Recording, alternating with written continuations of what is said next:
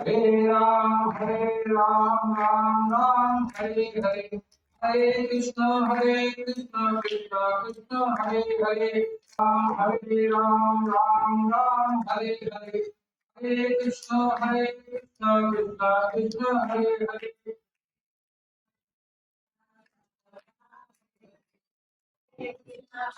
कृष्णा कृष्णा कृष्णा हरे हरे कुंडलिका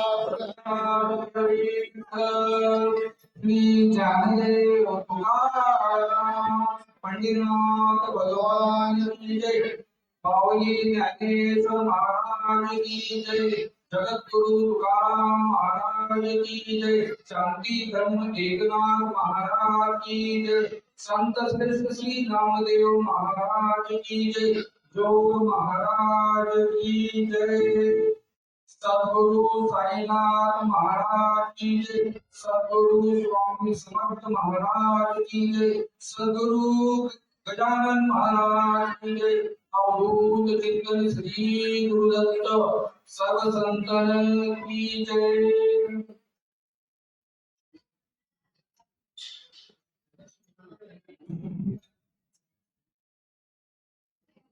जेते जेते संपत्ती आणि दया दोन्ही वसती आलिया ठाया तेथे जाण धनांजया विभूती माझी वक्रतुंड महाकाय सूर्यकोटी समप्रभ निर्विघ्नं कुरु मे देव सर्वकार्येषु सर्वदा अलंकार पुण्य भूमी पवित्र तिथे नांदतो ज्ञान राखा तुका खऱ्या महाराष्ट्रातील नमस्कार माझा ज्ञानेश्वर गुरुर्ब्रह्म गुरुर्विष्णू गुरुर्देव महेश्वरा गुरु साक्षात परब्रह्म श्री गुरुवे नमः आज प्रस्तुत प्रसंगी प्रवचन सेवेसाठी मी जी ओळी घेतली आहे ती ज्ञानेश्वर महाराजांच्या 10व्या अध्यायात विविध जो योग आहे त्यामध्ये 307 क्रमांकाची ओवी आहे.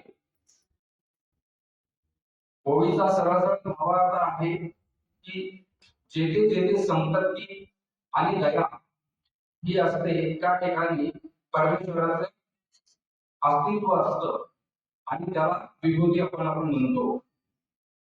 प्रवेशाला चिंतनाला सुरुवात करण्याच्या अगोदर परिहार आज या ठिकाणी साई विठ्ठल मंदिरचा 12वा वर्धापन दिन साजरा करत आहोत. त्यानिमित्त या ठिकाणी कीर्तन भजन प्रवचन या प्रकारचा 2 दिवसाचा कार्यक्रम यापैकी या इथे आयोजन केलेला आहे. तर आपल्या सर्वांना मला एक सांगायची इच्छा होते की पंढरपूर ज्याप्रमाणे कुंडली हा आई वडिलांचा सेवा करणारा भक्त होता तर त्यांनी आई वडिलांची एवढी सेवा करत होता की ते पाहून द्वारकेचा जो कृष्ण भगवानांना असं वाटतं की त्याची परीक्षा होती. म्हणून द्वारकेवरून कृष्ण भगवान पंढरपूरला आले आणि कुंडलिकाला भेटले. त्याने म्हणाला तू एवढी आई वडिलांची सेवा करतोस मी तुला भेट तर तू माझं दर्शन घे मला भेट दे. कुंडलिक त्यावेळेला आई वडिलांच्या सेवेमध्ये एवढा मग्न होता की परमेश्वर स्वतः भेटायला आलेला असताना त्यांनी सांगितलं की मी सध्या आई वडिलांची सेवा करण्यामध्ये तर तू तोपर्यंत या ठिकाणी बसून घे म्हणून एक बीट दिली बसायला. पण परमेश्वर भक्तासाठी नेहमी काय असतो तत्पर असतो भेटण्यासाठी उत्सुक असतो. तर परमेश्वर बोलले ठीक आहे म्हणून ते त्या ठिकाणी विठेवर उभे राहिले आणि त्या ठिकाणी पंढरपूर विठ्ठल पंढरीनाथ विठ्ठलाचं मंदिर विठेवरी उभा म्हणून तो विठ्ठल असं नाव त्या ठिकाणी विठ्ठलाचं मंदिर स्थापन झालं. आणि आपण सर्व वारकरी मंडळी आपण दरवर्षी आषाढी कार्तिकी एकादशीला आपण दर्शनाला त्या ठिकाणी जातो. त्याचप्रमाणे 12 वर्षापूर्वी दिलीपराव माने साहेब माझे बाबाजी यांना संकल्प आला, मनामध्ये विचार आला की आपल्या एरियामध्ये अशाच प्रकारचं मंदिर बांधायला पाहिजे. आणि त्याचं स्फूर्तीस्थान होतं त्याची आई, त्यांची मातोश्रीच्या प्रेमापोटी आणि मातोश्रीवर असलेल्या त्यांची श्रद्धा, भक्ती, त्या त्यामुळे त्यांनी या ठिकाणी एक संकल्प मांडला की आपण एक भव्य मंदिर या परिसरातील लोकांना भजन, कीर्तन, प्रवचन याचा लाभ मिळावा म्हणून एक निश्चय केला. बघा, आपण पंढरीला पांडुरंगाच्या पुंडलिकाला जसं दर्शन दिलं, तसं साक्षात आपले दिलीपराव माने यांना परमेश्वराचा आशीर्वाद लागला. आणि आपल्या सर्वांना त्याची थोडीशी त्यांच्याबद्दल माहिती असेल की तुगामधून एक सर्वसामान्य कुटुंबातून मुंबईला आपलं पोट उदरनिर्वाह करण्यासाठी गेले होते. आज तुम्ही मुंबईला जर गेला तर एक 1 रूम किचन फ्लॅट घेणं सुद्धा मुश्किल आहे. खरं आहे का नाही? पूर्ण आयुष्य शिकलेले इंजिनियर, डॉक्टर लोक एक 1 रूम किचनचा फ्लॅट, 2 रूम किचनचा फ्लॅट घेण्यासाठी आयुष्य पणाला लावतात आणि एखादं प्रॉपर्टी जमवतात. काही जण शिकलेले लोक आयुष्य भाड्यामध्ये दिवस काढतात.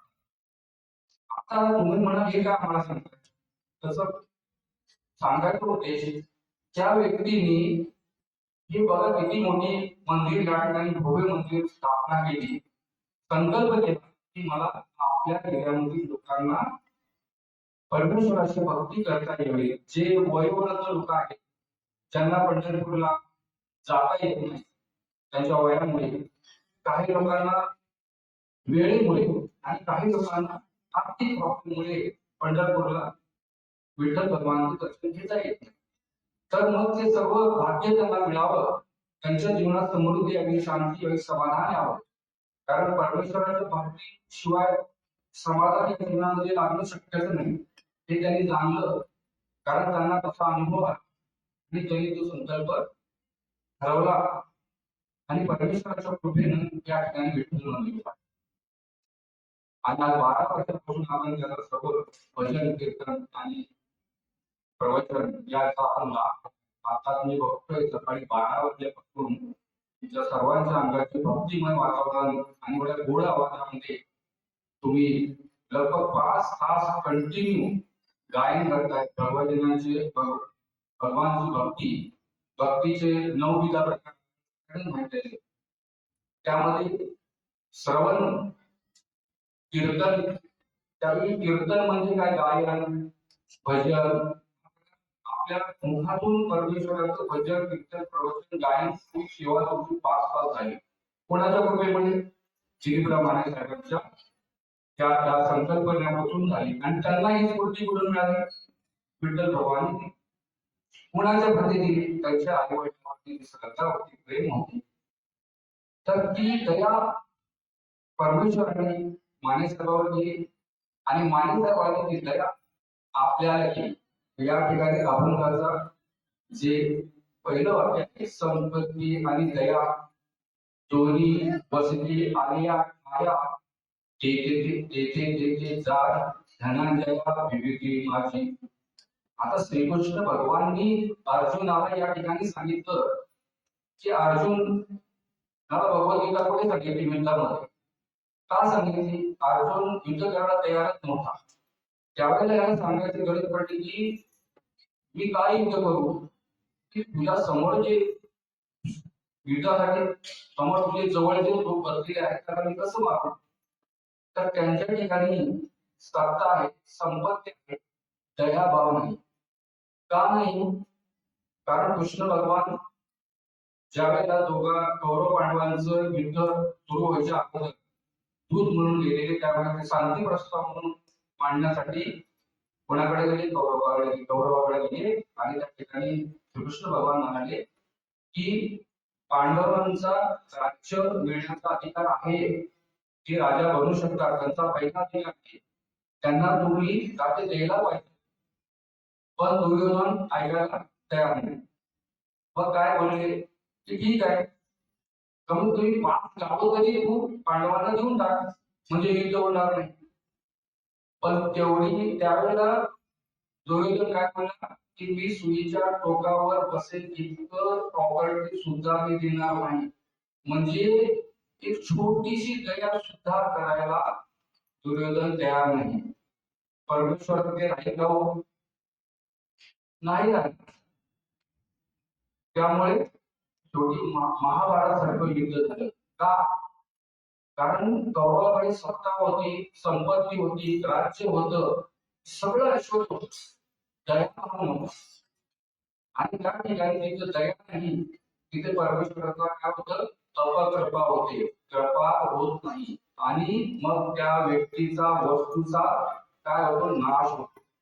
म्हणून आपल्या अंगामध्ये आपल्या प्रत्येक प्राणीमध्ये दया भाव पाहिजे. तो दुर्योधनाकडे होऊन नव्हता. परमेश्वर बराच वेळेला आपल्याला येऊन सांगत असतो, संकेत देत असतो की तुम्ही दयाभाव दुसऱ्याबद्दल ठेवा. पण आपल्याला ते समजत नसल्यामुळे आपली प्रगती होत नाही, आपण सुखी समाधानी होत नाही. तर आपल्याला जे भगवद्गीता आहे, जी मराठी ज्ञानेश्वर माऊलींचा भाषांतर करून आपल्याला सर्व सोप्या भाषेमध्ये काय केलेली आहे समजण्यासाठी आपल्याला दिली आहे, त्याचं आपण पारायण करतो 7 दिवस. आता मी तुमच्याकडे परीक्षेला येत पण एक मला विचारायचं आहे, आपण जेव्हा पारायण करतो तेव्हा तिकडे महाराज आपल्याला ते बोलत असतात, त्याच्या पाठीमागे आपण त्याचं मनन करत असतो. पण त्या ठिकाणी परमेश्वराने भक्ती मार्गामध्ये सगळ्यात भक्ती कशाची श्रेष्ठ मानलेली आहे? श्रद्धा आणि विश्वास. आपली काय पाहिजे? ज्ञानेश्वरीवरती श्रद्धा आणि भक्ती पाहिजे आणि प्रेम पाहिजे. कशावरती? ग्रंथावरती. आणि मग जर त्याचं पारायण जर केलं तर त्याचं पुण्य आपल्याला 100% मिळणार. आता तुम्ही म्हणता आम्ही वर्षानुवर्ष पारायण करतो, आमच्या जीवनाचा काही परिणाम होतच नाही. गावामध्ये प्रत्येक खेड्यापाड्यामध्ये ज्ञानेश्वरीचं पारायण होतं, परंतु आपल्या जीवनामध्ये बदल होत नाही. आमची दुःख काय सांगत नाहीत, आमच्यामध्ये काही कुठल्याच प्रकारची प्रगती दिसत नाही. जिथे आहे तिथेच वर्षानुवर्ष होतो, पण आम्ही पारायण सोडत नाही. म्हणजे आमची भक्ती आहे, भक्ती आहे. पण आहे का हो? असं असू शकत नाहीये. त्यासाठी तुम्हाला काय उदाहरण मी सांगतो ज्ञानेश्वरी बद्दल. 1980 ची गोष्ट आहे. आपल्याला कथा माहित नसेल, कीर्तनामध्ये आपले प्रमाण देतात. तर मी जेव्हा आम्ही 1.5 वर्षापूर्वी या ठिकाणी आलो अभ्यास केला, त्यावेळेला हे सगळे प्रमाण हे ग्रंथामध्ये जे ज्ञानेश्वर महाराजांनी लिहिलेले आहेत ना, गाथा लिहिलेली आहेत, तर तुकाराम महाराजांनी गाथा लिहिली, भागवत लिहिले, एकनाथ महाराजांनी, या ग्रंथात प्रमाण गेलं पाहिजे. तर मी माझ्या गुरुजनांना प्रश्न केला की कथा ऐकायला कोणी हो की ज्यांना सर्व माहित आहे. आता इथे बसलेल्या लोकांना सगळ्यांना ज्ञानेश्वरी माहित आहे ना, सगळ्यांना तुकाराम गाथा माहित आहे ना, सगळ्यांना भागवत माहित आहे ना, मग त्यांना त्यांचे प्रमाण सांगितण्यामध्ये काय मोठेपणा आहे? काहीतरी असं प्रमाण घ्यायला चालत नाही का की जे समाजामध्ये आपण प्रत्यक्ष बघतो आणि ते लोकांना सांगितलं तर ते समजू शकतं सर्वसामान्य लोकांना, सर्वसामान्य बुद्धीला. आता प्रवचनामध्ये नवीन कोणी बसला आणि तुमच्या कीर्तनामध्ये ज्याला तुकाराम गाथा माहित नाही, तुकाराम महाराजच माहित नाही, ज्ञानेश्वर महाराज माहित नाही, त्याला आम्ही प्रमाण दिलं, ओवी दिली, अभंग दिला, त्याला प्रमाणाला दुसरं, त्याला परत तिसरं. त्या समोरच्या व्यक्तीला काहीतरी समजेल का? त्याला काही समजणार नाही. म्हणून आता मी एक उदाहरण देतो ज्ञानेश्वरी बद्दल. विजय पाटकर म्हणून व्यक्ती, तुम्हाला माहिती आहे का विजय पाटकर? माहित का? विजय पाटकर नाव ऐकले कोणी? ही एक रिअल कथा आहे. 1980 राजीव गांधी, मतलब इंदिरा गांधीच्या नंतर 1984 नंतर 1985 साली राजीव गांधी पंतप्रधान बनले. त्यावेळेला विजय पाटकर जे होते ते इंजिनिअरिंग केलं त्यांनी, कम्प्लीट शिक्षण, आणि ते दिल्लीला मतलब IIT सारखं पोस्ट इंजिनिअरिंग तरी करून पास आउट झाले. 1945 साली त्यांनी असं ठरवलं की सर्व लोकांची जे इंजिनियर होते IT वाले म्हणतात ना IIT वाले त्या लोकांनी बोलवलं आणि त्यांना सांगितलं की आपल्याला संगणक बनवायचं. आता कॉम्प्युटर दुनिया सगळ्यांना माहित असेल ना, दुनिया सगळी कॉम्प्युटर मधून चाललेली आहे, AI मधून चाललेली आहे. तर त्यांनी त्याला सांगितलं की मला कॉम्प्युटर बनवायचे, सगळे 20-25 लोक शिकलेले, मोठी पदवी घेतलेली. तर त्यावेळेला त्यांनी सांगितलं की कॉम्प्युटर आपण बनवू शकत नाही, आपल्याला ज्ञान नाही तेवढं, आपण नाही बनवू शकत. मग त्यांनी म्हटलं की अमेरिका आपल्यापेक्षा पुढे, अमेरिकेला बनवतो, तुम्ही कॉम्प्युटर द्या.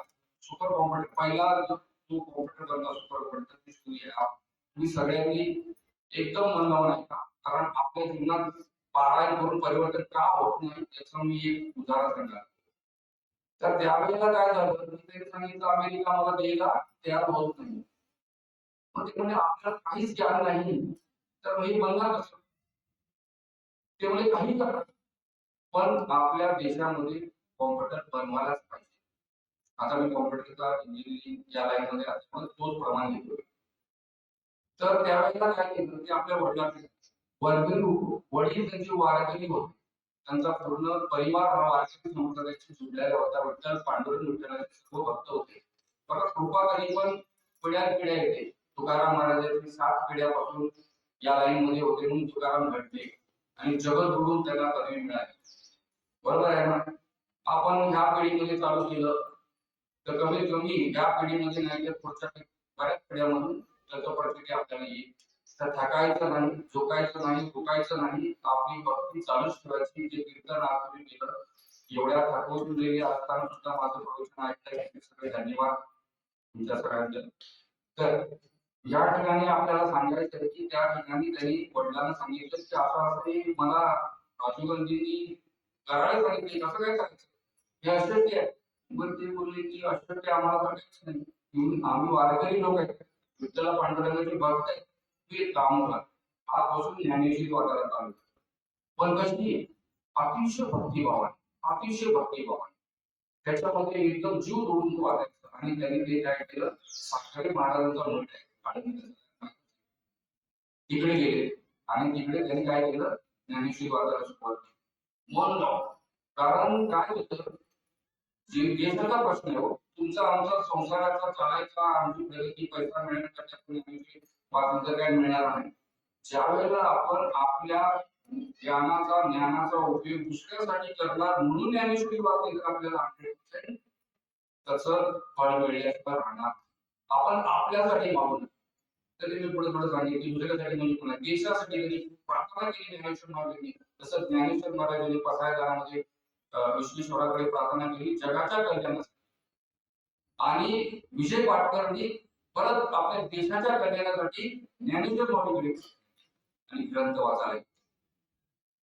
बघा काय भक्तिभाव होता. कारण आपल्या देशाला होते की आपल्या देशात कॉम्प्युटर बनायला पाहिजे, राजीव गांधीची इच्छा, आणि त्यांनी त्या प्रकारे काम चालू केलं.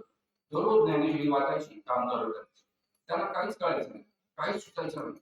आणि एक दिवशी चमत्कार झाला आणि त्यांना तो कॉम्प्युटर बनला. इंडियाचा सगळा सुपर कॉम्प्युटर 1991 मध्ये विजय भास्कर या वारकरी संप्रदायामध्ये आलेल्या त्यांच्या वंशजांमधून आलेले ते टेक्निकल शिकलेले एज्युकेटेड इंजिनियर, त्यांना ज्ञानेश्वरीची कृपा झाली, ज्ञानेश्वर माऊलीची कृपा झाली.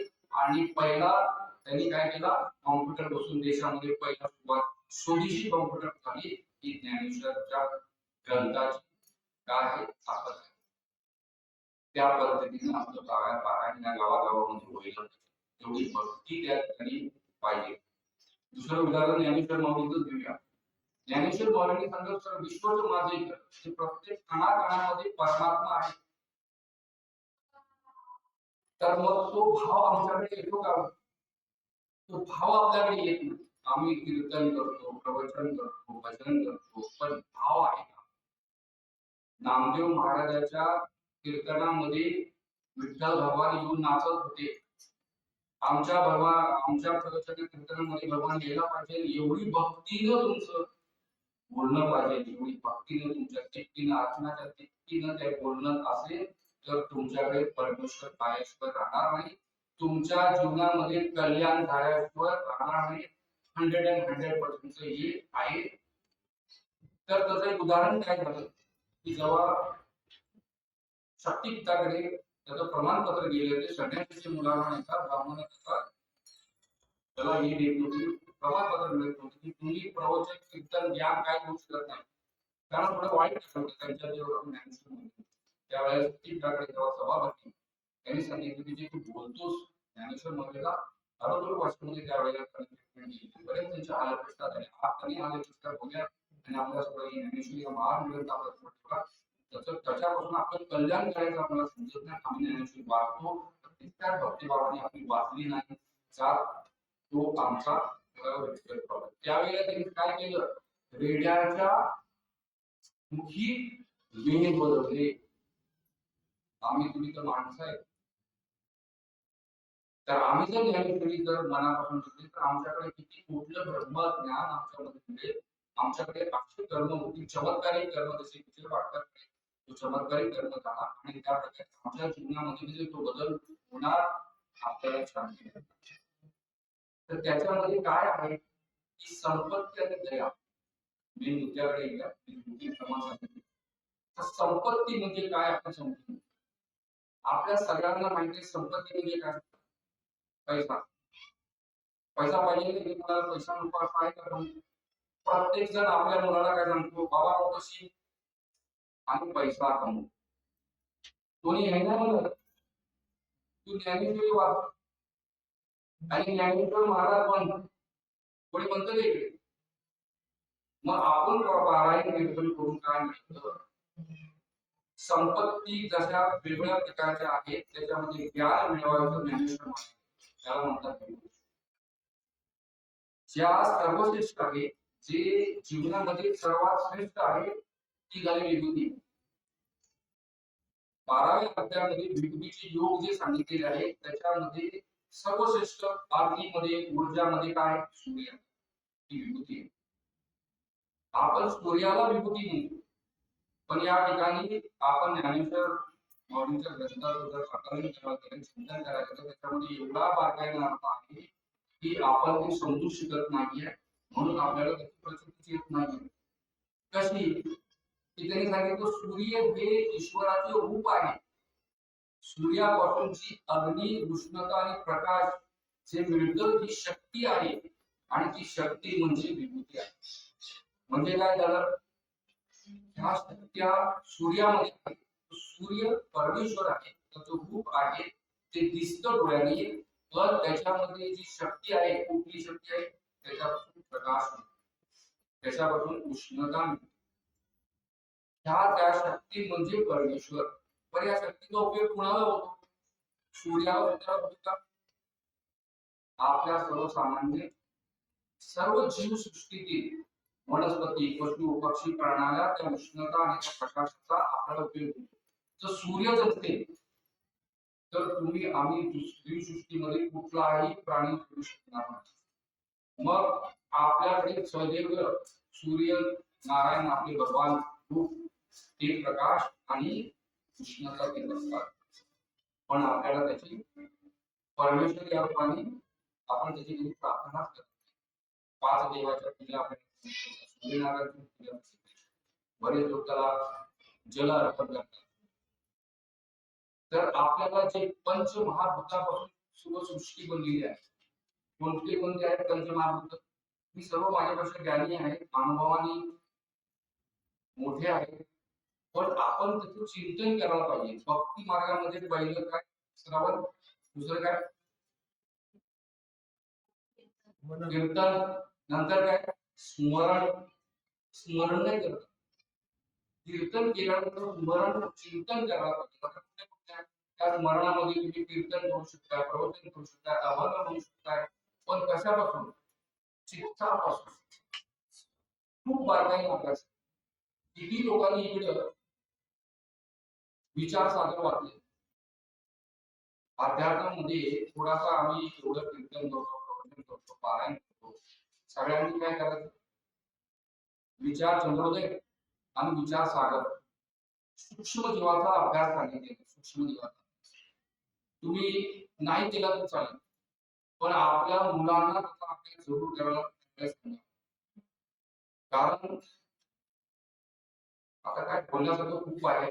कशासाठी म्हणतो, आपलं ज्यांचं लाईफ आता नवीन ते मुलं आहेत किंवा आपली पुढची पिढी आहे, त्यांना ज्ञानेश्वरी कशी वाचावी, ज्ञानेश्वरीमध्ये भक्तिभाव कसा आणावा, ज्ञानेश्वरी बद्दल संतांबद्दल प्रेम कसं निर्माण होईल ते शिकवायला पाहिजे. ते जर शिकवलं तर आपण पुढची पिढी आणि आपला देश हा सर्व जगामध्ये समृद्ध सुखी समाधानी राजेश्वर आहे. म्हणून या ठिकाणी आपण प्रवचनामध्ये पहिले या संपत्ती आपण मी आता तुम्हाला म्हणतो, संपत्ती म्हणजे पैसाच नाही, सगळ्यात संपत्ती कुठली आहे सांगितलं. सगळ्यात श्रेष्ठ काय पाहिजे, वन साईड प्रवचन नको. असं मला वाटायचं की सगळं झोपलेलं आहे, आपण कीर्तन गायन करून सगळ्यांना झोपते नाही लागली ना, सगळे जागे आहेत ना, आणि सगळ्यांना आवाज पुसतो ना. थोडस काय तुम्ही जागे प्रमाण म्हणून थोडस उत्तर घ्या. मी काय तुमची परिस्थिती करतो, सर्वात मोठं ज्ञान म्हणजे संपत्ती होती, पैसा, प्रॉपर्टी, सोनं काय आहे कोणी सांगू शकतो काय? ज्ञान. ज्ञान ज्ञान ही सर्वात मोठी संपत्ती, आणि ते ज्ञानाचे ईश्वर ज्ञानेश्वर, म्हणून आपण त्याची ज्ञानेश्वरी. तुम्हाला जर ज्ञान तुमच्याकडे वाढायचं असेल, मुलांसाठी आपण आवश्यक केलं, मुलांना शिकवा. ज्ञानाचे ईश्वर असणारे ज्ञानेश्वराचा ज्ञानेश्वरी वाचल्याशिवाय बाहेर पडणार. त्याची एक ओळ वाचा, तुम्हाला त्याची प्रचिती आल्याशिवाय राहणार नाही. ज्ञानेश्वरी मध्ये बरेच असे आपण उदाहरण ऐकले असेल. तुम्हाला ज्ञानेश्वरी वाचता नाही आली तरी चालेल, तुम्हाला ज्ञानेश्वरी समजली नाही तरी चालेल, फक्त ज्ञानेश्वरीच्या वरती असं पोट फिरवा दररोज 5 ओळी 10 ओळी, आणि भक्तिभावाने. जसं तुम्ही सगळ्या महिला आहेत, महिलांचं सगळ्यात जास्त प्रेम कोणावर, आपल्या मुलावर. सगळ्यात जास्त प्रेम आपल्या मुलावर, नंतर मग बाकीवर. जेवढ्या प्रेमाने आपल्या मुलाला बद्दल आपल्याला जेवढी उत्सुकता असते, जेवढं प्रेम असतं, तेवढ्या प्रेमाने आपण ज्ञानेश्वरी वाचावी. ही माऊली आहे. मुलाला जसं आईबद्दल प्रेम असतं आणि आईला जसं मुलाबद्दल प्रेम असतं, तसं आपल्याला ज्ञानेश्वरी बद्दल प्रेम आहे. की ज्ञानेश्वरी माझा, ज्ञानेश्वर महाराज महाराज माझा. आणि तेवढ्या ठिकाणी तुम्ही फक्त आज करून वळी करा, एवढे चमत्कार तुमच्या जीवनामध्ये बघायला मिळतील. तुम्ही कुठेही पारायला जाऊ नका. आपल्या ज्ञानेश्वर शीख धर्मामध्ये गुरु साहेबांचा ग्रंथ हा देवा समान मानला जातो. तुम्ही अमृतसरला कधी गेला, पंजाबला गेला ना, ठिकाणी कुठल्याही मूर्ती पूजा नाहीये, तर तिकडे मोठं अमृतसर मंदिर जे सोन्याचं बनवलेलं आहे, त्या ठिकाणी गुरु ग्रंथ साहेबा आपल्याकडे ज्ञानेश्वरी पूजन करतो, त्या ग्रंथाची पूजा केली जाते आणि सर्व शीख लोक त्या ठिकाणी त्याचं वंदन करतात. आपण आपल्या घराघरामध्ये देवाच्या बरोबर ग्रंथांची पूजा करायला पाहिजे, तर ते ग्रंथ कृपा झाल्याशिवाय नाही समजत. परमेश्वराची जशी कृपा तशी ग्रंथांची पण कृपा, ग्रंथ साक्षात परमेश्वराची कृपा. आपल्या घरात देवस्थानच्या देवालयाच्या बरोबर सर्व ग्रंथांची तुमचं काय भगवद्गीता असेल, ज्ञानेश्वरी असेल, नाथ महाराजांचा ग्रंथ असेल, सगळ्या संतांची मांडणी करून फक्त मनसोक्त प्रमाण करा. याच्याशिवाय शिकणे नाही, याच्याशिवाय जगणे नाही. ती भाव आणा आपल्या जीवनामध्ये, सगळं दुःख निघून जाईल. आपल्याला जे जे इच्छित कर्म ते तुम्हाला मिळत जाईल. आपण ओळखून म्हणतो, आपण केल्यामुळे आपल्या जीवनामध्ये बदल होतो. त्या ठिकाणी देखील माणसाचा विभूतीचा प्रकार आणि खूप खूप धन्यवाद आपण मानणार आहे. एक छोट्याशा परिवारातील व्यक्ती म्हणून जातो, आणि या ठिकाणी असं सर्वांसाठी सर्वांचं कल्याण होण्यासाठी एवढं मोठं मंदिर उभा करतो.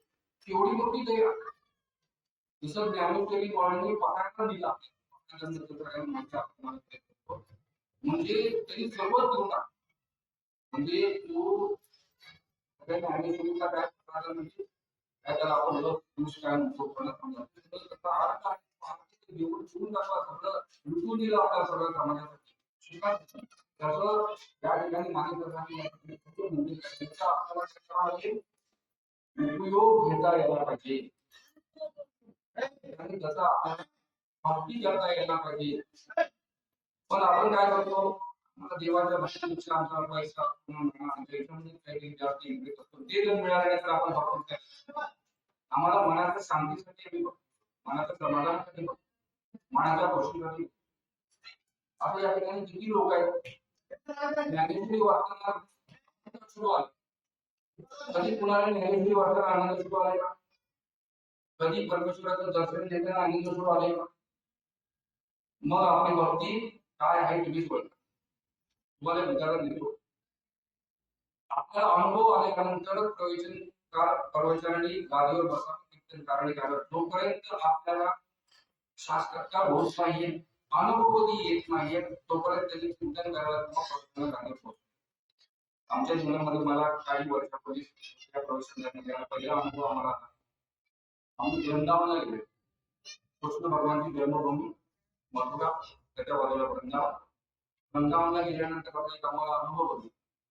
मी हे बघितलं देवाच्या दर्शनासाठी लाईनीच्या लाईनी थांबतात 2-2, 4-4 तास 12 तास लाईनीमध्ये थांबणारे लोक बघितले.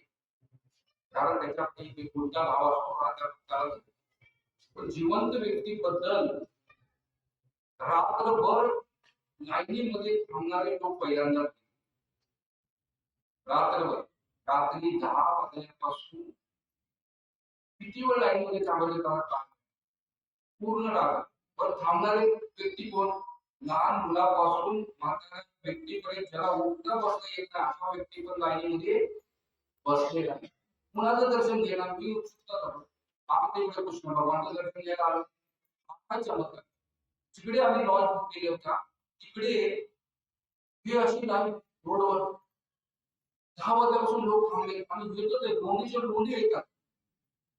हजारो लोक 30-40 लोक येऊन त्या लाईनीमध्ये थांबतात कुणाचं दर्शन घ्यायला. आम्हाला काहीच माहिती नाही. अंधकार प्रकाश पडला. आम्ही तिकडे बाहेर आलो आम्ही म्हणजे बघायला पडले तर तिकडे एक महाराज होता.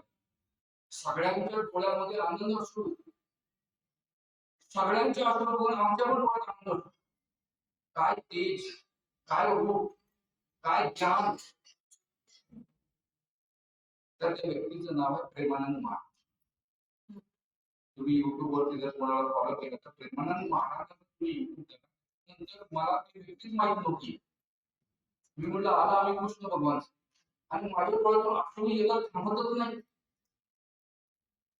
म्हणजे हे काय भानगड हे कसलंच शास्त्र आहे कुठलं कुठल्या आपण बऱ्यापैकी देवस्थानात असं कधी दृष्टी बघितले नाही.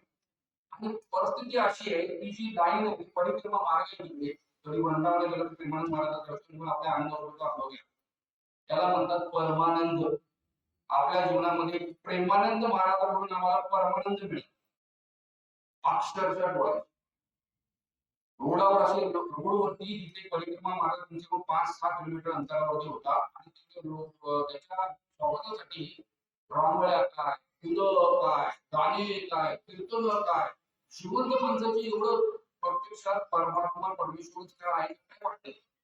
आम्हाला त्याचं शून्य नॉलेज बघितलं नंतर आम्ही बघितलं अरे बाबा मी काय हे जर जागता जागता परमेश्वराचं रूप दिसतं आणि त्यांची अशी भव्य मोठी अशी सगळ्यांच्या आणि परिस्थिती कशी होती जो रोड आहे त्याच्याबद्दल बरेच लहान लहान असे पटेल कुणाला परवा नाही लहान वाद नाही तो आम्हाला परवा आम्हाला माहितीच नाही ना त्याच्याबद्दल.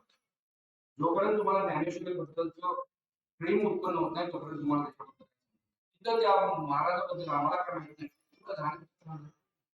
किती वेळ पण त्याचा टायमिंग कधी 4 वाजता येतात आणि कधी 2 वाजता येतात म्हणजे कधी 7 वाजता येतात काय टाकून लोक पाहायचं त्यांना काय वेदना होत नाही त्यांना काय अतिशय भक्तिभावना असतो आणि दर्शन किती देतात माहिती फक्त 5 मिनिट हे 5 सेकंद कुणाला 15 सेकंद त्याचं नशीब असेल त्याला अर्धा सेकंद त्याचे जास्त नशीब असेल त्याला 1 1 मिनिट 2 मिनिट त्याला पण होतं.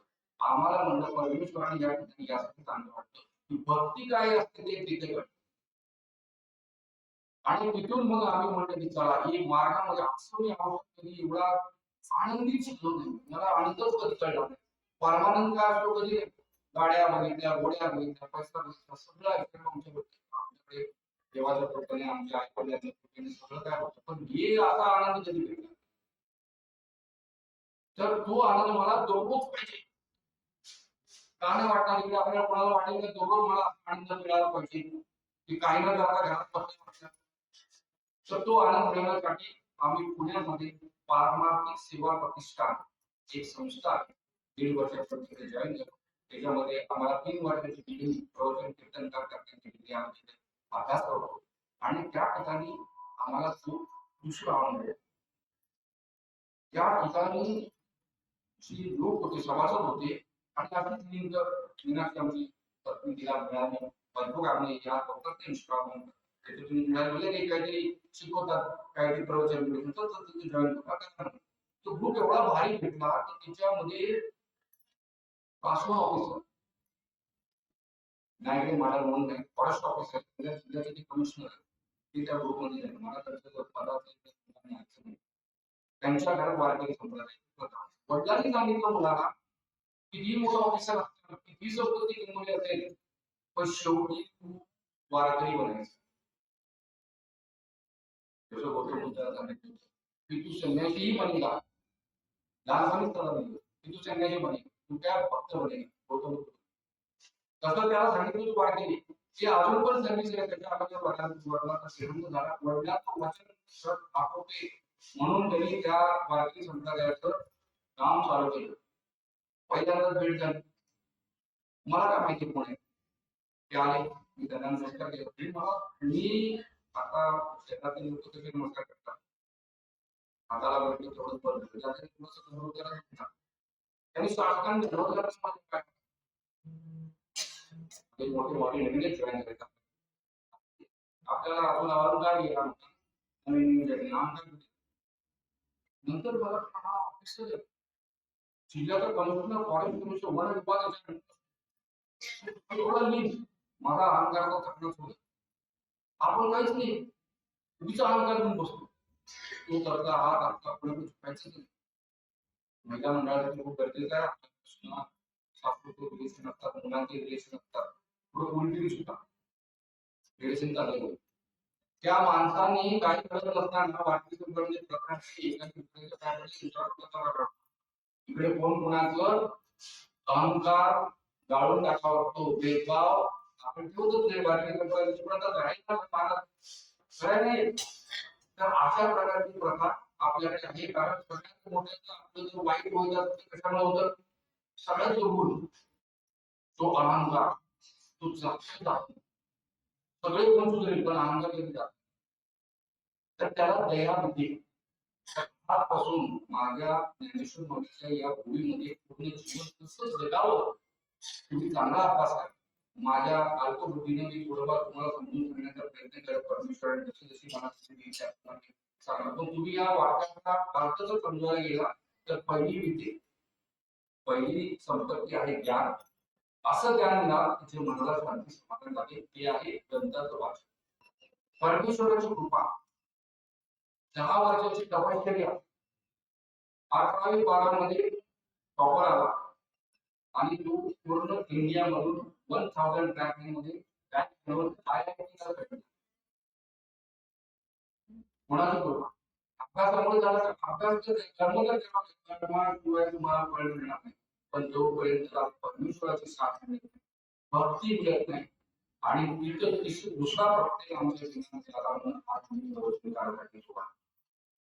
कारण मला अनुभव आले त्याची आणि काही भक्ती मार्गातून मला मुलं आहे अभ्यास सगळेच करतात सक्षम नाही मिळत हो सक्षम मिळण्यासाठी भक्ती मार्ग आणि प्रयत्न म्हणजे संपत्ती आणि संपत्ती म्हणजे काय ज्ञान मिळवण्याचा प्रयत्न करा त्याच्यानंतर दुसरी काय यानंतर तुम्हाला अन्न त्याच्यावर तुम्हाला काय अन्न आहे ज्ञान मिळवण्याचे काय होतं मोठी नोकरी लागते आणि तुम्हाला काय होतो बिझनेस मिळतो आणि भरपूर धन आणि धान्य येतं तुमच्याकडे धन धान्य आल्यानंतर तुम्हाला अहंकार येतो, या ठिकाणी अहंकार नाही.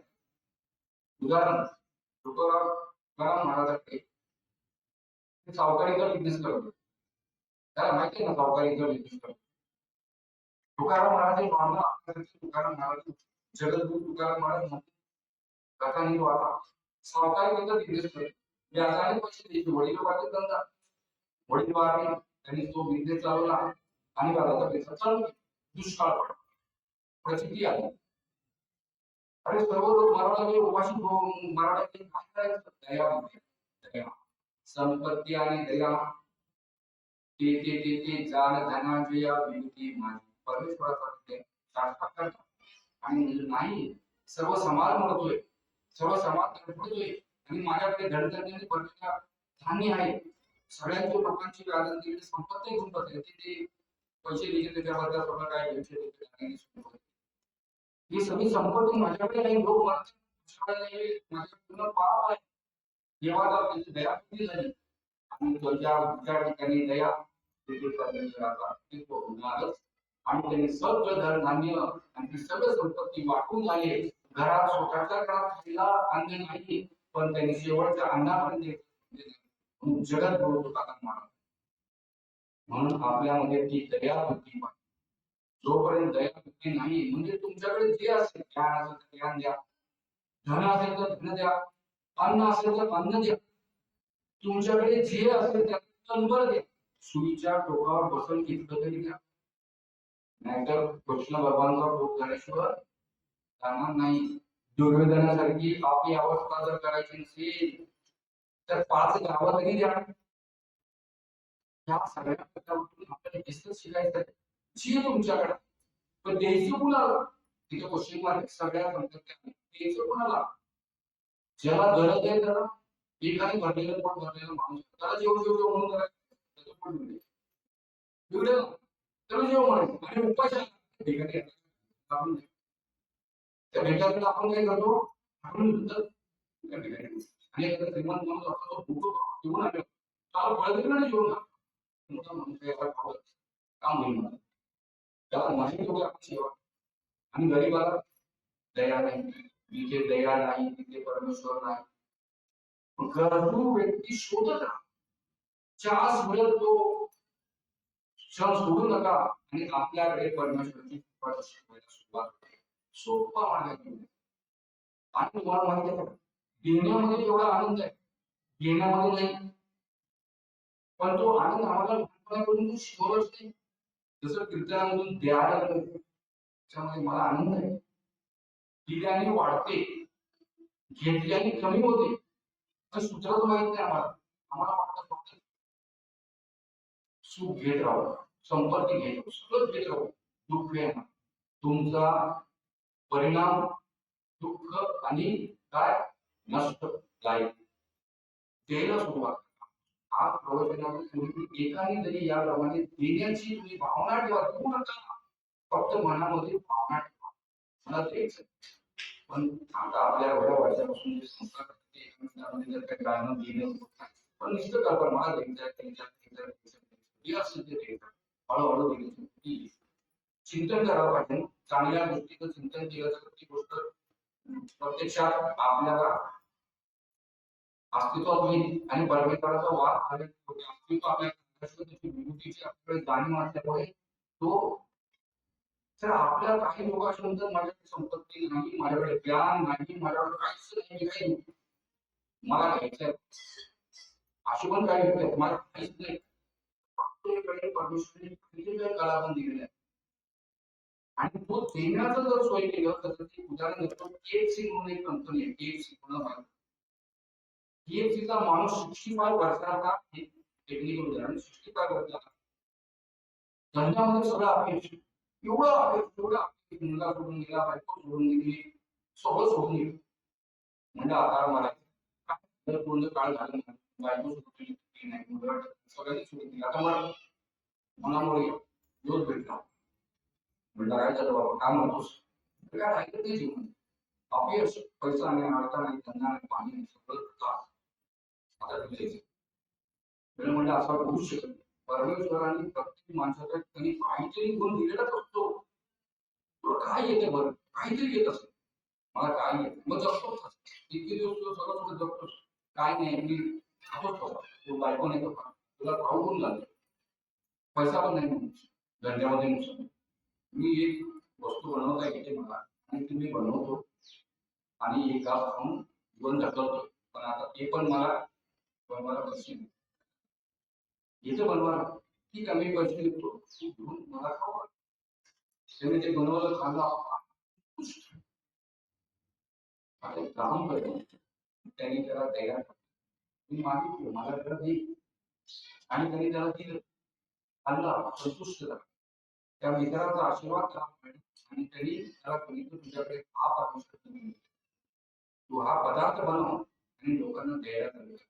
ते बोलला की माझ्याकडे पैसे नाही, सुरुवातीला मी तुला देतो, नंतर माझं मला परत दे.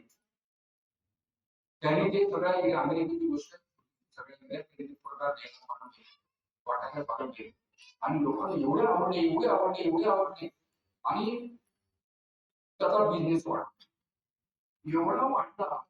आज असा कोणता देश नाही जिकडे KFC नॉनव्हेज बोलू नये, पण काहीतरी त्याच्याकडे गुण होता.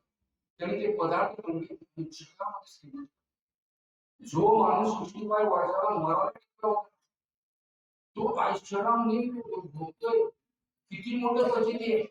तर असे प्रमाण आपल्याला जर बघायला मिळते, तुम्ही युट्यूबवर जाता KFC हिस्ट्री बघा, विजय पाठवची हिस्ट्री बघा, हे सगळं मोबाईल आम्ही मोबाईलला काय करतो, टाइमपास रील बघत बसतो. टाइमपास करू नका, मोबाईल मधून ज्ञान घ्या, ते ज्ञान आपण लोकांना पोचवा, लोकांचं कल्याण करा. पुढच्या कीर्तनामध्ये इथे तुम्ही नाही दिसायला पाहिजे, तुमचे होणारे पुढचे मुलं त्यांना घडवत आहे. म्हणून संपत्तीमध्ये धनलक्ष्मी, संतान लक्ष्मी, विजयलक्ष्मी, वीरलक्ष्मी, वैभवलक्ष्मी, ऐश्वर्यलक्ष्मी, गजलक्ष्मी, धनलक्ष्मी, अष्टलक्ष्मी देवाला पूजा करणार.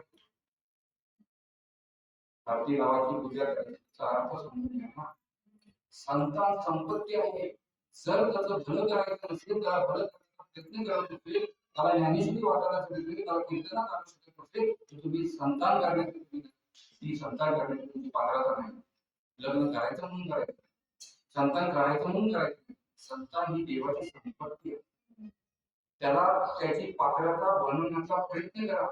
आपणच कीर्तनातील नाटक वाटते हे 4 लोक औषध येणार आणि तुम्ही सांगितले कीर्तन पाठ प्रवचन पाठ पुढची टेस्ट करा.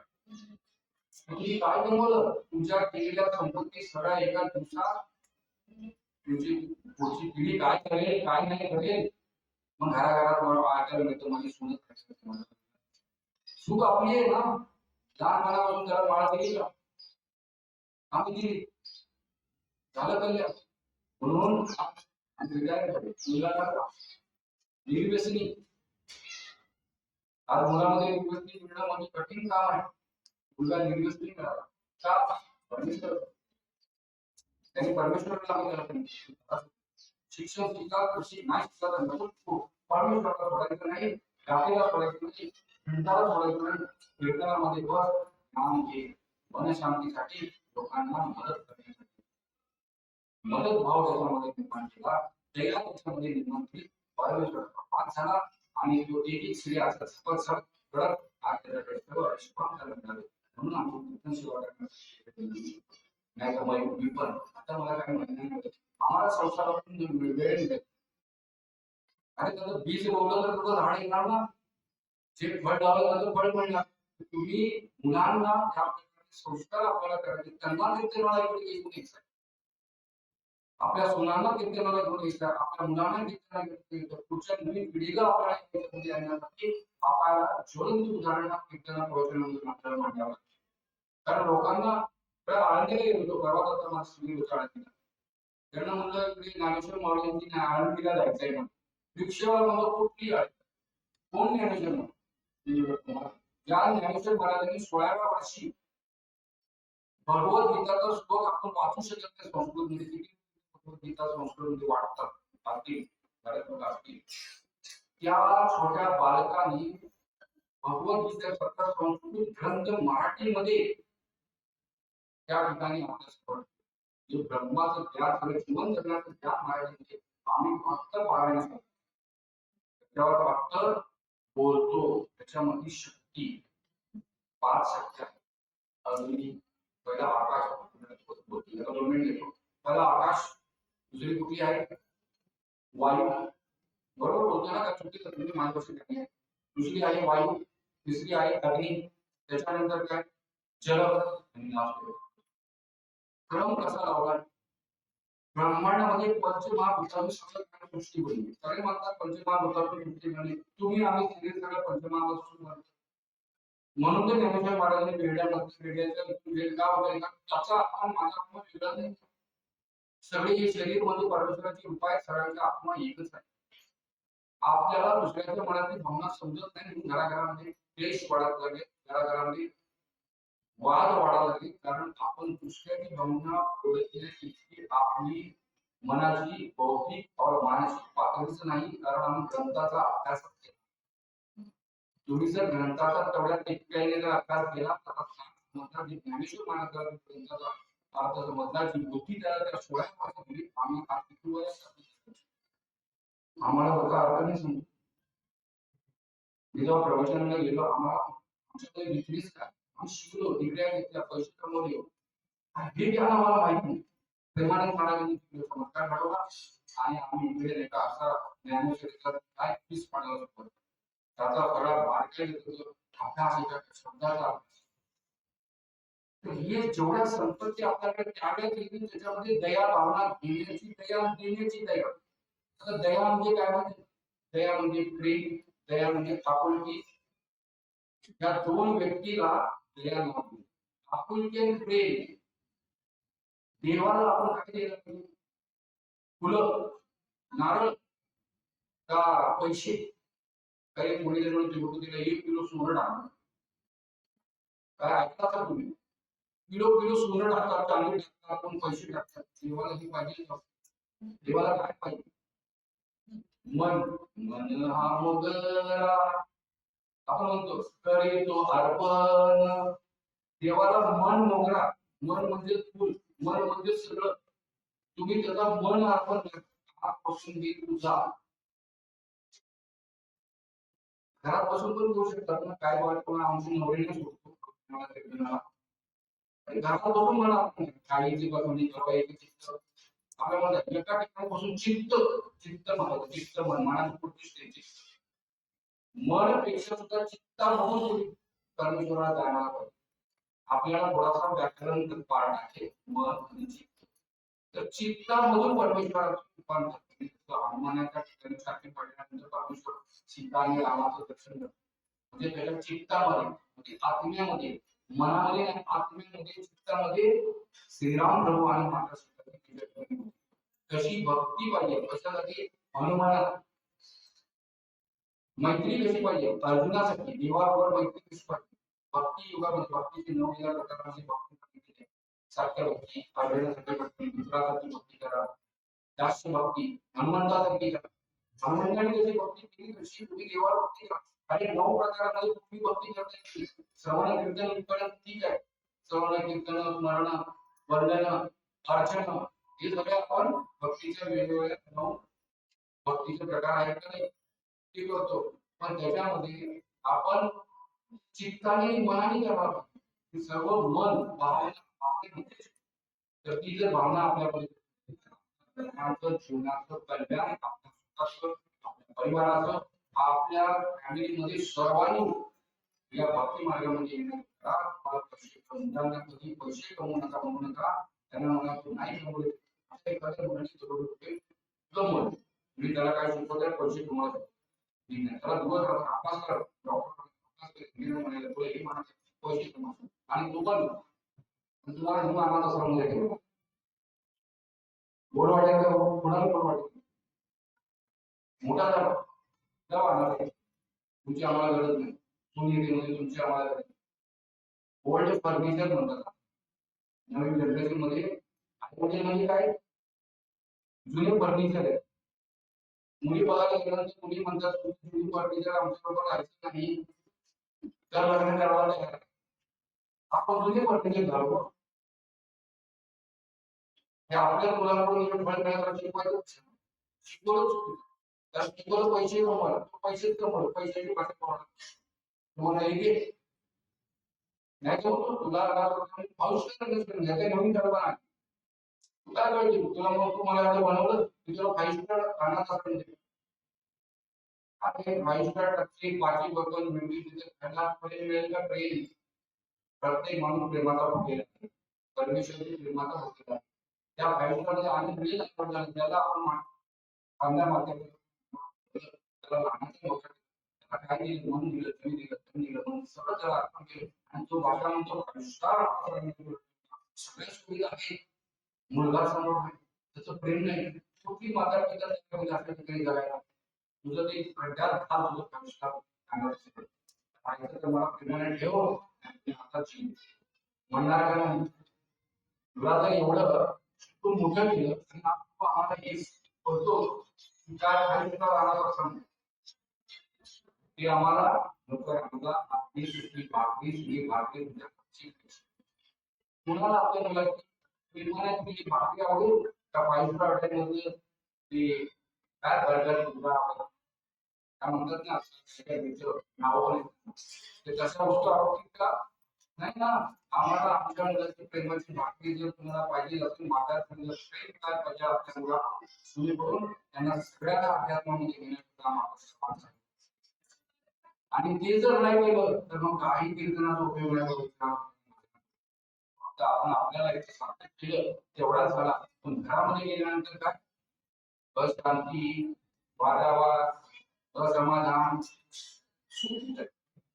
म्हणून पैसे संपत्ती मिळवा त्याच्याबरोबर अध्यात्म करा मुलगा पण अध्यात्म नाही सोडू आज आपण महाशिवरात्रीच्या दिवशी 24 तास पाणी न घेता निर्वेसित वडिलांना मुलाच्या मृत्यूमुखी व्हावं असं मुलाचं कर्तव्य असावं त्याच्यासाठी नाही त्याच्या गुन्ह्यावर हे आम्हाला म्हणजे परमेश्वर भगवानाने दिले आम्हाला सचिन केली अनुभव दिला हे परमेश्वरचं कुटुंब नाही बघतो तो आता गुन्हाकडे बघतो आम्ही त्याच्या गुणाकडे बघून येतात परमेश्वराकडे बघितलं परमेश्वरामध्ये गुण आहेत दया करण्याची सगळ्या लोकांचं कल्याण करण्याची ती दयाभाव आम्हाला परमेश्वरकडे मी दर्शनाला आलो आता माझं सगळं चांगलं होणार तो अजून जोपर्यंत येत नाही आम्ही मुंबईमध्ये बघतो बऱ्याच ठिकाणी गुजराती मारवाडी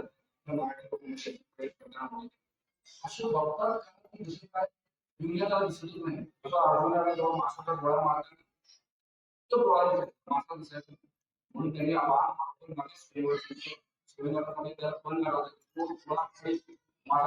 फिरत होता त्याला कथा माहिती आणि त्याला बाण मारणं सांगितलं त्यांनी काय केलं बाण मारता तू कसला बाण मी चित्त करतो माझं ध्यान माझं बाण मारा म्हणजे आमचं चित्त परमेश्वराचं नाही आमच्या चपला बाहेर मंदिरामध्ये घेऊन जात नाही चपला बाहेर मारलं ते घेऊन जाते तिथे ध्यान नाही काय गर्दी आहे काय लाईन थांबलो त्याच्या गर्दी किती आहे आपण विचार आपल्याला जसं नामदेव महाराज नाचले किती वेळ गाडी त्यांना आण राहायचं नाही ज्ञानेश्वर महाराजांच्या अभंगामध्ये ते नाचत असताना त्याच्या अभंगाला बघून पंढरी विठोबा नाचत होता आणि एकच टाळी माहिती त्या अभंगामध्ये परमेश्वर भगवान एवढा खुश झाला नामदेव महाराज नाचतात विठ्ठल भगवान नाचतात त्याच्याकडे भगवान एवढं तल्लीन ते फिरतात आमच्या कीर्तनामध्ये पायाला मुंग्या येतात लोक जड होत झोप येते आम्हाला त्याच्यासाठी भक्ती मिळवायची आहे सगळ्यांनी आज या ठिकाणी शपथ घ्या की आज मी माझं माझ्या कुटुंबाचं सगळ्यांना भक्ती मार्गामध्ये तिकडे आणून त्यांना इंटरेस्ट असेल नसेल तर पुढची पिढी सुखा समाधानाने राहू शकेल कारण माझा शेजारी जर चांगला असेल तर मी सुखी राहू शकतो तो जर मनाने चित्ताने निगडलेला असेल तो मला सुखी राहू शकतो आपल्या घरात मार्गामध्ये नसेल तर आपलं जीवन सुखी होऊ शकतं. तर आपण फक्त स्वतः सुखी होऊन घेत नाही, स्वतः अध्यात्म करता कीर्तन करतो त्यांना पण लावायला पाहिजे. आमच्या प्रवचनामध्ये जसं पासवान ऑफिसरचं उदाहरण दिलं की 8वी मधली मुलगी 8वी मधली मुलगी कीर्तन करायला उभा राहिली, आमच्या डोक्यात पाणी, आमच्या ग्रुपमध्ये सर्वजण येतात त्या सगळ्यांचं स्वागत.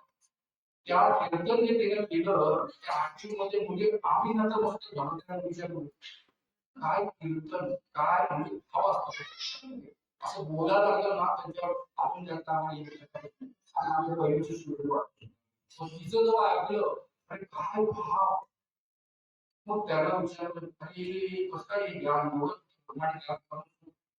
लहानपणा वडील वाचाई मुलीला आम्ही शिकवलं नाही, आम्हीच शिकवलं. तिला आज कीर्तनाला 50,000 रुपये देऊन कीर्तनाला छोटी मूर्ती लहान आणि कीर्ती महान देवाची भक्ती पण व्हायला लागली आणि महिन्याला मुंह मागे करतो द्यायला तयार झाली.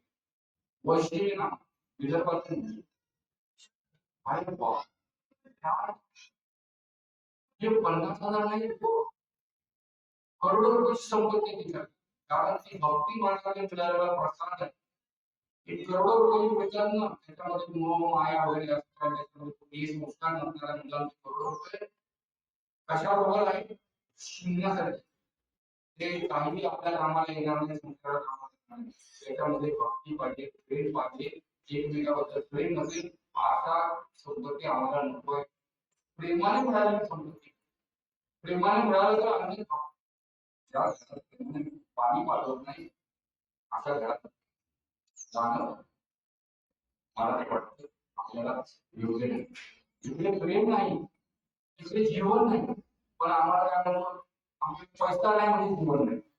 आम्ही जीवन जीवन भरणारा काय करून ठेवलाय पैसा संपत्ती. किती प्रॉपर्ट्या कमवल्या कारणामध्ये पहिला विचार किती प्रॉपर्ट्या कमवल्या. मुलगा उठून काठी घेऊन महाराजाला मिळत होतो माझ्या प्रॉपर्ट्या वगैरे मुलीचं लक्ष केलं आणि मुलगा काय गावात निघाला मारतो मला लेखीला दुनियाचे दुष्कर्म पैसा बघून लग्न करणार तुझी गुन्हा बघा आम्हाला गुन्हाच बघायची माहिती नाही ना. आम्हाला लोकांची प्रॉपर्टी तुझ्याकडे किती पैसे तुझ्याकडे किती त्याचं आम्हाला हे त्याचं आम्हाला वाईट आपण किती कमवलं ते नाही. आमची नातेवाईक आमच्यापेक्षा सगळे गुण इतर प्रकारात पडलेला फक्त आपला आध्यात्मिक मार्गामध्ये ते आपण दुसऱ्याच्या सुखामध्ये सुख म्हणा, दुसऱ्याला ज्ञानामध्ये सुख म्हणा, दुसऱ्याच्या समाधानामध्ये आपण म्हणजे म्हणजे दया होती तुमच्याकडे निर्माण करण्याचा ज्ञानेश्वर महाराजांची त्यांच्या कृपेमधून आज या ठिकाणी दयेचं महत्व सांगितलं. संपत्ती म्हणजे पैसा नसून संपत्ती म्हणजे असं ज्ञान त्याच्यामध्ये आपलं स्वतःच आणि पूर्ण परिवाराचं आणि पूर्ण समाजाचं आणि पूर्ण विश्वाचं सुख आणि शांती समाधान मिळेल असं ज्ञान मिळवायचं. फक्त डिग्री काय कामाची डिग्रीच्या पाठीमागे लागू नका. नोकऱ्या मिळतील म्हणून डिग्र्या घेतल्या डिग्र्या मिळणार नाही आणि मिळाल्या तरी तुमच्या शांती लागणार नाही. अशा डिग्र्या काय करायचं असं कसं करायचं नाही.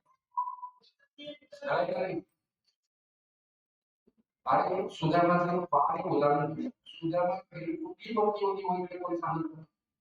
श्रीकृष्ण भगवान सुधारणाकडे प्रसन्न झाले आणि त्याला काय केलं सगळ्यांना माहिती. तो त्याला भेटून परत गेल्यानंतर पूर्ण नगरी सोन्याची झाली. त्याचं घर सगळं सुख समृद्धीने एकदम काय केलं सुधारणा. तर मी एवढं बोलतो की एक वाक्य मला सुधारणा प्रत्येक कथा आपण रडतो रडतो कोण येते नाही रडत नाही. काय दिलं देवा सुधारणा पवे दिले पवे दिले कृष्ण भगवान प्रसन्न झाला. पवे दिले घराय तुमचं मग कृष्ण भगवान फक्त पवे दिले सगळे जिंकले असते पवे दिले आणि सुधारण्यासाठी कृपा आमच्यावर करा.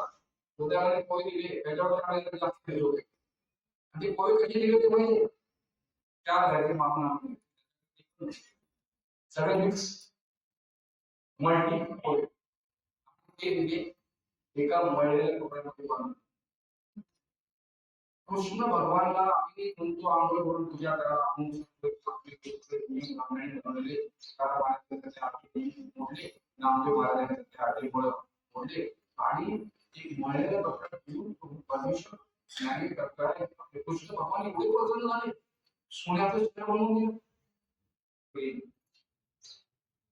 त्या तांदळामध्ये नव्हतं काय त्याची ती प्रेम भक्ती परमेश्वराकडे ही प्रेम भक्ती तुमच्या आमच्या सगळ्या निर्माण करण्याचा प्रयत्न व्यक्त केला त्या ठिकाणी दुसरे आहे सगळी त्यामुळे रामाला काय दिलं घोडे कशी दिली नुसते का प्रेम होतं कोणीही तुम्हाला म्हटलं की मला तुमच्यावर खूप प्रेम आहे आणि गोष्टी खाणार होतो तुझं प्रेम तुझ्याकडे राहू दे परमेश्वर भगवान रामाने जे गोष्टीवर आणले ती रामाची जी दयाबुद्धी होती ती आपल्याकडे येतात आम्हाला फक्त चांगलं दिसत प्रेम दिसत नाही तेवढीची गोष्टीमुळे आम्ही तिकडे असं काय केलं तुझे बोल खावं प्रेम पण तुझं प्रेम पण नको तुझे बोल पण नको अशी कृपा होणार आमच्याकडे परमेश्वर भगवाने त्या ठिकाणी काय सांगितलं आम्ही शबरीची स्टोरी प्रत्येक कीर्तनात ऐकतो सूर्याची स्टोरी पण त्याच्यामधलं प्रेम भावना आमच्यामध्ये कशी होईल कोणी कळकट मळकट असलेल्या खायला दिलं की आनंदाने खाईल का हो अशी भावना माझ्याकडे येईल का हो कोणी मुश्किल बरोबर प्रेमाने दिलं तर मी खाईल का हो ती भावना येईल का हो आणि त्याच्यामध्ये आनंदित झाले कृष्ण भगवान आनंदित झाले सुदामाला बघून आपल्या डोळ्यात आनंदाकडे त्याचे पाय धुतले सुदामा भेटायला आला ती कळकट मळकट पोहे घेऊन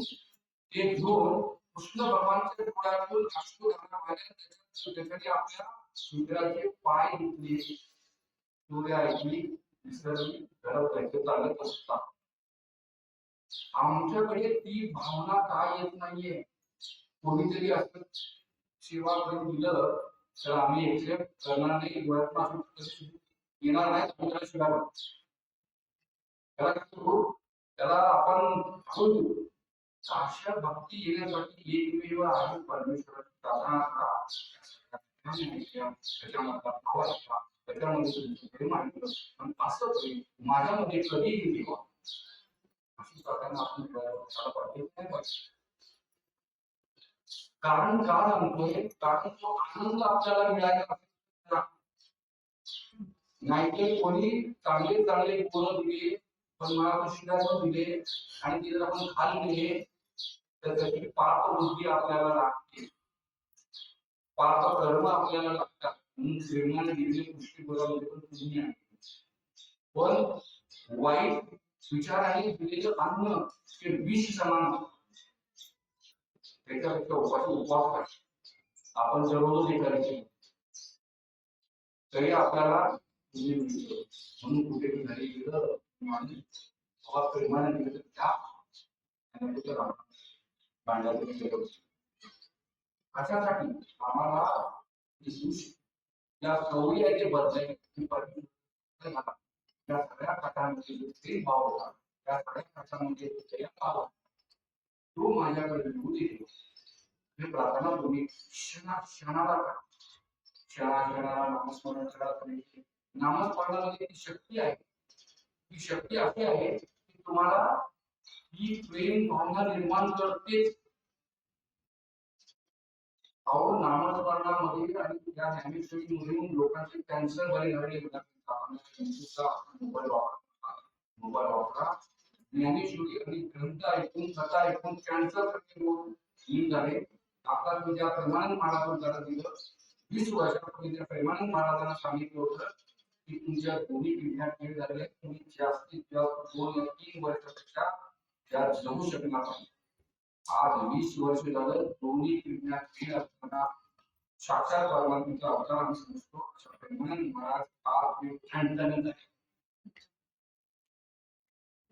ते 18 तास काम करतात फक्त 4 तास झोपतात काय काम करतात आमच्यासारख्या पापबुद्धी लोकांची बुद्धी मध्ये प्रकाश टाकून आपल्याला सुखी करण्याचं काम प्रवचन देतात आणि ते देण्यामध्ये थकत नाही आम्ही घेण्यामध्ये थकतो काय चांगलं ज्ञान, वाईट घ्यायला हरकत नाही. आपण वाईट घ्यायला हरकत नाही, चांगलं घ्यायला आपण करतो. म्हणून तुम्ही प्रयत्न करा की त्या प्रेमानंद महाराजचा डॉक्टर किंवा नाही माहित नाही, पण ते अजूनही तेवढ्या ताकदीनं सकाळी 4 वाजता उठतात, 5 किलोमीटर चालत जातात. त्यावेळेला हजारो लोक डोळ्यातले अश्रू काढून त्यांचे स्वागत करतात. हे जीवन पर्यंत वैकुंठ आहे. जर वैकुंठाचं ज्ञान करायचं असेल तर पुराणाच्या कथामध्ये तो भाव आम्हाला कधी येईल, ती बुद्धी कधी येईल, त्यावेळेला तो भाव ज्ञानेश्वरी वाचून कथा वाचून पण मिळतो. पण जोपर्यंत तो भाव येत नाही तोपर्यंत ज्वलंत उदाहरण तुम्ही वृंदावनला एकदा भेटा आणि प्रेमानंद महाराजांना भेटूया. तो भाव तुमच्या येईल. इकडे येऊन ज्ञानेश्वरी कोवळा तुमचं पाठ आळंदीला 8 वर्षापर्यंत होते. पूर्ण ज्ञानेश्वरी कंठस्थ असे आळंदीला संस्थेमध्ये असे कितीतरी लोक आहेत. आणि आळंदीला गेल्यानंतर बायको येऊन काय करतात, आमच्या तिकडे लोकांना जरा शंका होते, हे का ते का कशासाठी का तिकडे बघितलं लहान लहान मुलं 5 वर्ष 8 वर्ष ज्ञानेश्वरी कंठस्थ आहे. तुम्ही फक्त ओवी सांगा, त्या ओवीचा जो नाही का ओळ सांगेल तसा तुमचा अध्याय सांगेल, एवढं कंठस्थ. ही बुद्धी परमेश्वराच्या कृपेशिवाय शक्य आहे का? आमच्या मुलांना एकच कविता पाठ होत नाही. आमच्याकडे मुलांना क्लासेस लावतो, क्लासमध्ये नाही शिकवलं, शाळा चालू. अरे ज्ञानेश्वरी वाच, असे पुस्तक असे कंठस्थ होऊन जाते ना, ते टीचर पण त्याला घालून देत. अरे बापरे, मुलं मागेच त्याला पुस्तकच पाठ कला आमच्या ज्ञानेश्वरी आहे. ज्ञानेश्वरी साक्षात परमेश्वराचं रूप. तुम्ही त्याच्यामध्ये भाव जर घेतला, जर पाहिजे तेवढे दृष्टांत आपल्याकडे जे या पहिलेच्या ग्रंथामध्ये दृष्टांत आहे त्याच्यावर आता तरुण पिढीचा विश्वास बसवत नाही. बाबा ज्ञानेश्वरी असं केलं, रेड्यामध्ये बोलतो असे तरुण पिढीचं म्हणजे आमचं तो एक बाबा आपला आहे. आता युगामध्ये कोण काय करून जातो, आम्ही इकडे आपण 8 वर्षाचा पाठ होता का होत नाही तुमच्यावर परमेश्वर. जोपर्यंत ज्ञानेश्वरी तुमच्यावर कृपा नाही, तुम्ही किती पारायण केलं तरी पारायणचा तुम्हाला फायदा नाही. कीर्तन किती पण ऐकते तरी तुम्हाला ग्रंथ का आठवत नाही, श्लोक का पाठवत नाही. भजन कीर्तनामध्ये गोडी असते, पाठ होतात. पण संस्कृतीची भगवद्गीता वाचताना जिभेला किती पुढे काय वाकडी होतात. संस्कृतीचे श्लोक पाठ करतात. आमच्या अभ्यासाला 12 वाजता बोलतात, 15 वाजता कंठस्थ करायला म्हणतात. काय काही जागृती दिला म्हणजे एवढी चित्र डोळ्यात नाही. एक एक उच्चार करताना ठीक आहे, आजची सेवा मला जे काय परमेश्वराने या ठिकाणी बुद्धी दिली त्याप्रमाणे मी आपल्या समोर मांडण्याचा प्रयत्न केला. जे काही चुकलं असेल ते माझ्याकडे पर्यंत आहे. जे काही चांगलं वाटतं ते तुम्ही अंगीकार त्या जीवनामध्ये सर्वांना शांती फळावी ईश्वर चरणी प्रार्थना करून आपल्या प्रवर्तन विराम देतो. विठ्ठल विठ्ठल विठ्ठल विठ्ठल पुंडलिकावरदे विठ्ठल ज्ञानदेव तुकाराम पंडितनाथ भगवान की जय. माऊली ज्ञानेश्वर महाराज की जय. जगद्गुरु तुकाराम महाराज की जय. शांती एकनाथ महाराज की जय. सब संतांनी जय.